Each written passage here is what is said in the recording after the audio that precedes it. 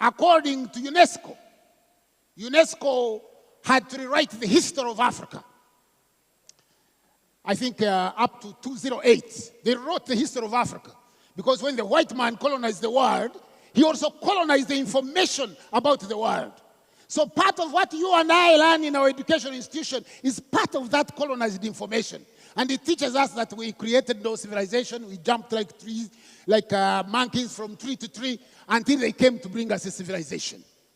But listen, when UNESCO rewrote the history of Africa, in volume 2, chapter 1, it says, as a result of the work of Professor Leakey and other subsequent work, it leads us to confirm that more than 150,000 years ago, beings morphologically identical with the man of today were living in the area of the Great Lakes, at the foothills of the mountains of the moon, at the source of the Nile, and nowhere else.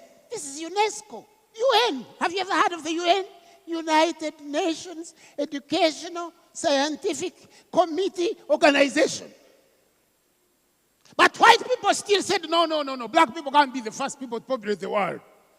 Then, at Berkeley in California, a group of scholars, Rebecca Kahn, Stone King, they took the mitochondrial DNA. You know, when a child is being formed, when you are having, in Europe, Europeans call it sex. For us in Africa, we call it spiritual congress. We don't have sex, we have a spiritual congress. So when you have a spiritual congress, there are some genes that are exchanged. One of them is the nuclear DNA, and that is, shared between male and the female. But there is a gene that a woman passes to the child behind a man's back. You know how these women always plot against us. So that gene is called mitochondrial DNA.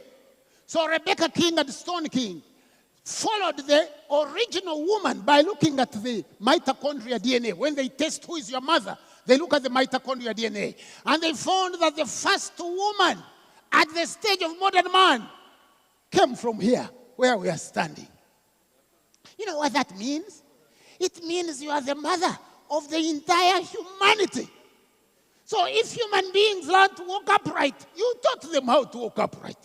If human beings learn to protect a tree, you taught them how to protect a tree. You developed what we call articulated symbolic language. Do you know what it means to put a language together?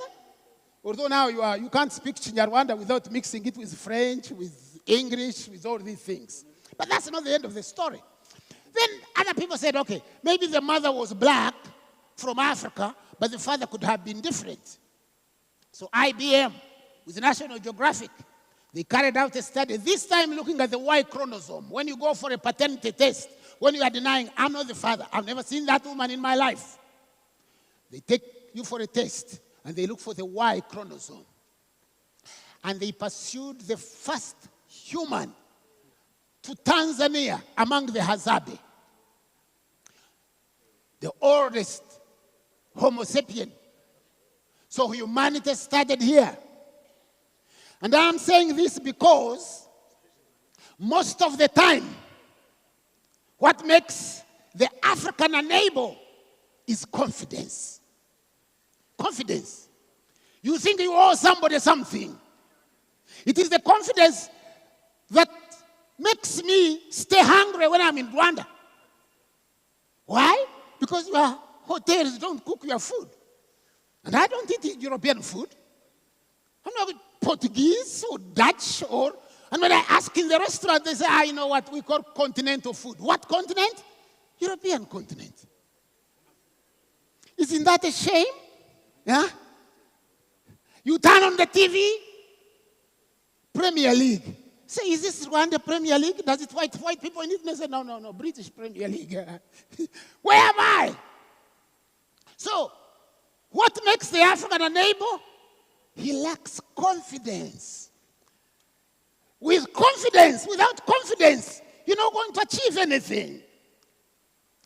When you have no confidence, you let other people plan for you. And we say those who plan for the future will have a future. Those who don't plan for the future will have other people's plans imposed on them. For example, when we talk about planning for your family, you know family planning? When white people talk about family planning, they are talking about one thing: reducing the black population. That's what it means. There is even now a United Nations department that does that with a woman called Margaret Sanger. Have you ever heard of Margaret Sanger? Margaret Sanger, she's a eugenics society. It later became the United Nations Family Planning Association, something like this. They are not saying no. Let's plan our family so that we can grow sufficient food. Let's plan for our family so that we grow food, we build granaries and store grain, we have very clean water. Just